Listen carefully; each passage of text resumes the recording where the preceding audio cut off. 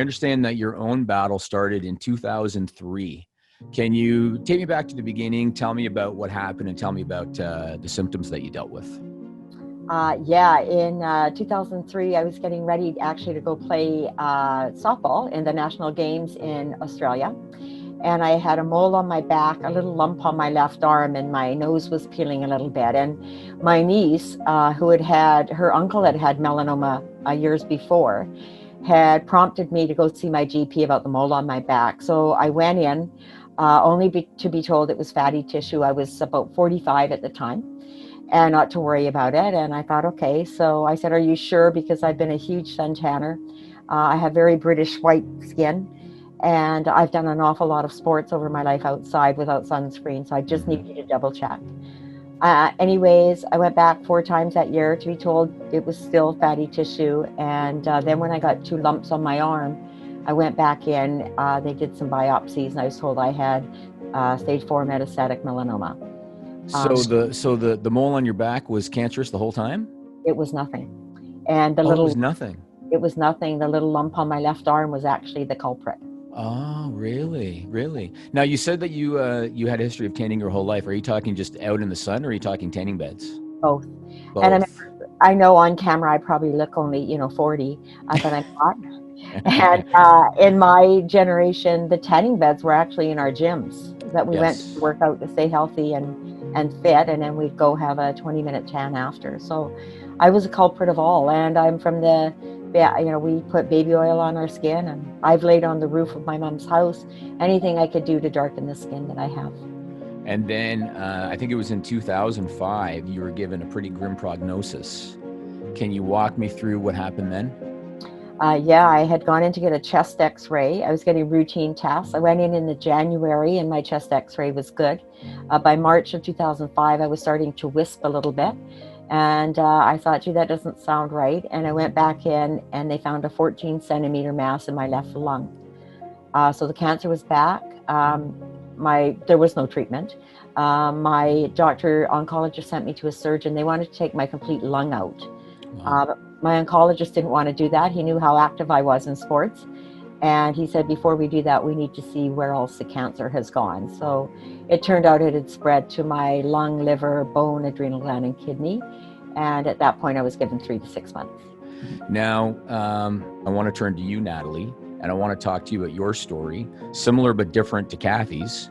And for you, it started in 2014, and you were just in your 30s. That's right. Tell me about what happened in your situation. Yeah, I was 37 years old, and I was a busy working mom, and I had a mole that was on my hip that had been there my whole life, but I didn't really pay attention to it. I was also a sun baby throughout my life, and always was, grew up and hang out in the water.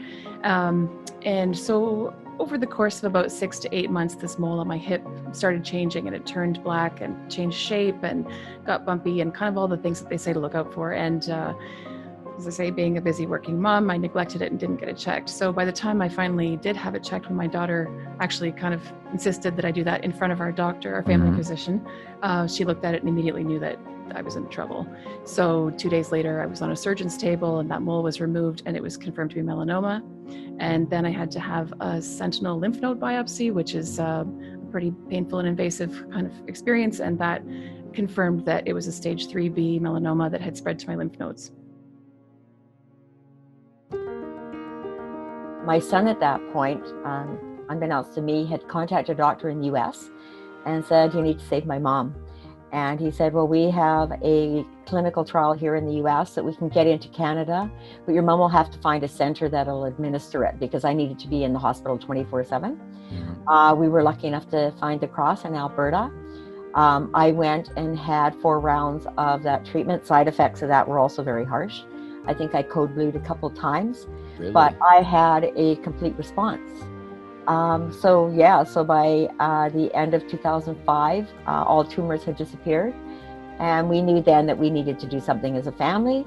And we worked with my oncologist in Alberta, and we started Save Your Skin Foundation, very small in North Vancouver, British Columbia. And it has now grown not only across Canada, but throughout the globe. So I'm really pretty proud of what we have accomplished.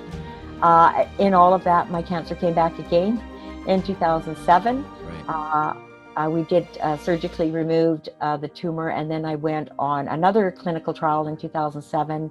I had 4 rounds of that, and I've been clear ever since. So I'm one of the very, very lucky ones. That's great. And then I was able to get into a clinical trial for one of these new therapies that uses your immune system to fight melanoma and cancer. And thankfully, I've been no evidence of disease ever since. And I still get scans every year at Sunnybrook, and I just thank my lucky stars, and I'm grateful for being healthy at this point. For sure. You live in Ontario, Canada. Save Your Skin's based in British Columbia.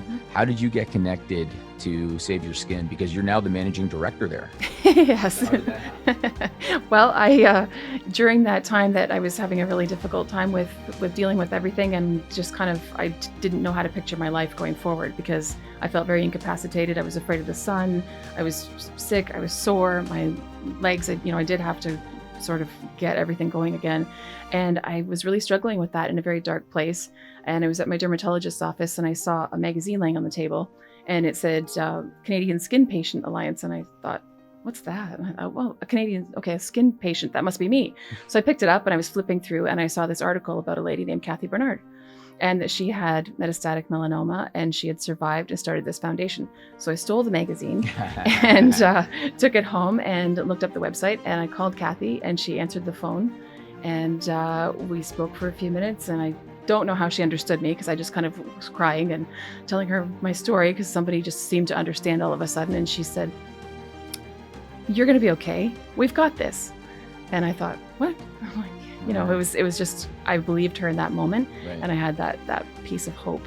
And so then I started volunteering with Save Your Skin and doing, advocacy and awareness initiatives with Kathy in Ontario. So the first time we met was actually at Queen's Park here in Toronto. In Toronto, yeah. Yep. And then I just kept volunteering for Save Your Skin, and I'm a writer by hobby. So I had a blog at the time, so I did blogs for Save Your Skin, and then I just kept feeling better and better every time we talked. I mean, we speak almost every day. Mm-hmm. And I felt like it was time for me to go back to work, but I really wanted to do something meaningful. So I badgered Kathy into hiring me with Save Your Skin. And I was project coordinator for 1.5 years or so, and then just love it so much and find it very fulfilling and good, healthy work. So I guess there's an area with a lighthouse, and you and your daughters like to jump the rocks by the lighthouse. Mm-hmm. And apparently when you're going through rehabilitation and treatment, physically you weren't able to do that.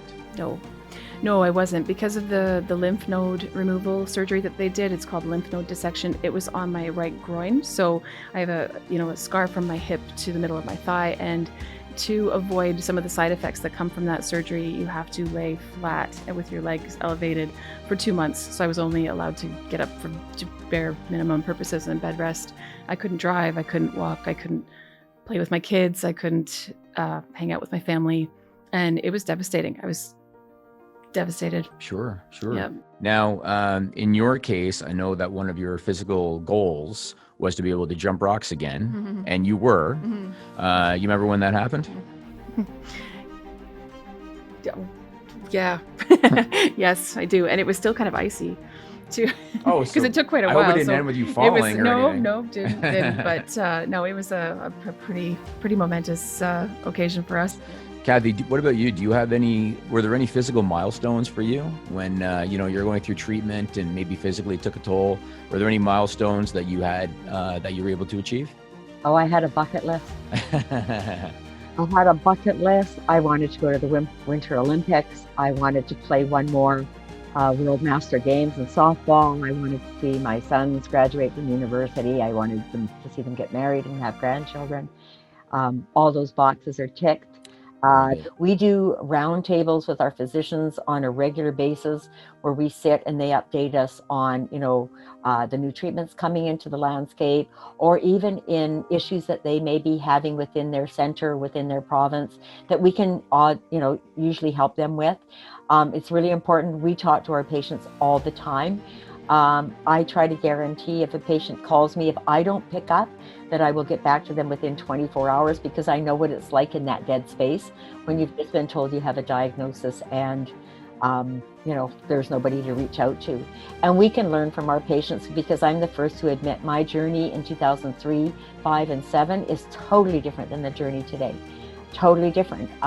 There is hope for the patients diagnosed today. There are treatments available for those patients, and there's organizations like us that can hopefully, and other patients that can help them through a really difficult time. So we do face-to-face meetings with patients regularly and our doctors regularly to see what we can do to provide for the patient's needs and what they need today and in this moment.